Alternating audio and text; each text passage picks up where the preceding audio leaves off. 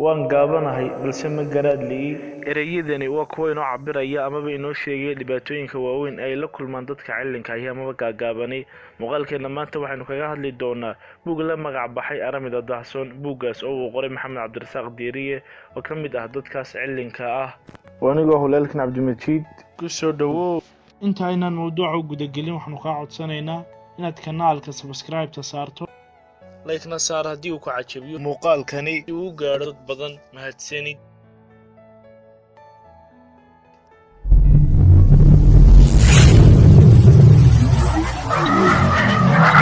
dadka itaalka gaaban amaba cillinka ahi waxay bulshadeena kala kulmaan faquuq, takoor iyo amar ku taagleyn.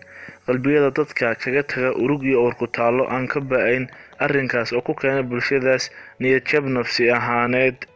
buuggan uu qoray Maxamed Cabdirasaaq Diiriye oo ka mid ah dadkaas cillinka ah ayaa waxa uu bulshadeena u bidhaaminaya oo uu tusaya dhibaatooyinka ay dadkaasi la noolaayeen, welina ay yihiin kuwo la nool waayaheenan ama waqtigan aynu ku guda jirno. intaas kadib waxa uu qoraagu tusaya caqabadaha badan ee ku gadaaman dadkaas haddii ay noqoto dhanka nolosha, shaqada iyo guurkaba. waxa uu dhinacyo badan iska taagaya xuquuqda aasaasiga ah ee bini'aadamka ama aadanuhu leeyahay, taas oo uu Eebbe subxaanahu wa tacaala siiyey sida ay lagama maarmaanka u tahay iyo in qof walba uu helo cadaalad iyo nolol qolanta kuna qatanta oo ku dhisan sinaan.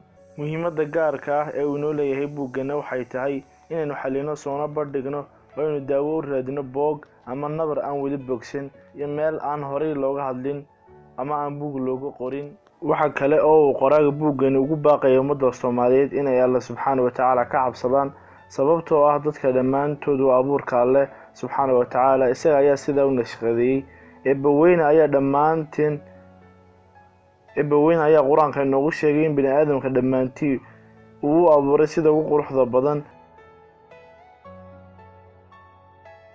لقد خلقنا الإنسان في أحسن تقويم. waynaynu siino wax kasta oo qofka dheer aynu siino, sababtoo ah waxa uu qabsan karaa qofkan gaaban ama cillinka ahi wax kasta oo uu qaban karo qofka dheeri. qofkana waynaynu ku qiimeynaa garaadkiisa iyo kartidiisa, aynaan ku qiimeyn muuqiisa iyo siduu Alle u abuuray oo uu sameeyey.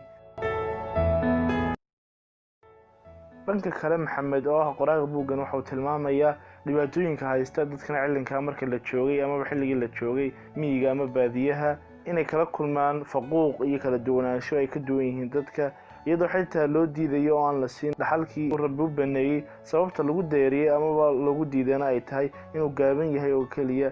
waxayna ku lamaanayaan oo ay ku lifaaqaan in geela dhaxal laga siiyey qofka amaba cidda soo dhicin karta iyo cidda soo dhaamin karta.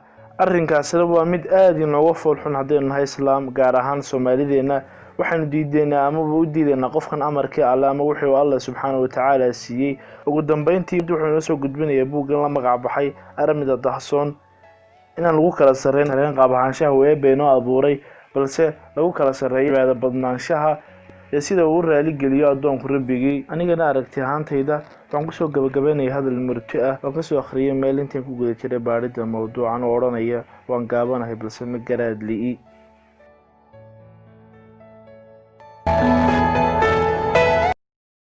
muuqaalkeena maanta intaas inoogu egyahay. intaynu ku kulmayno muuqaalka xiga waxaan idinku dhaaf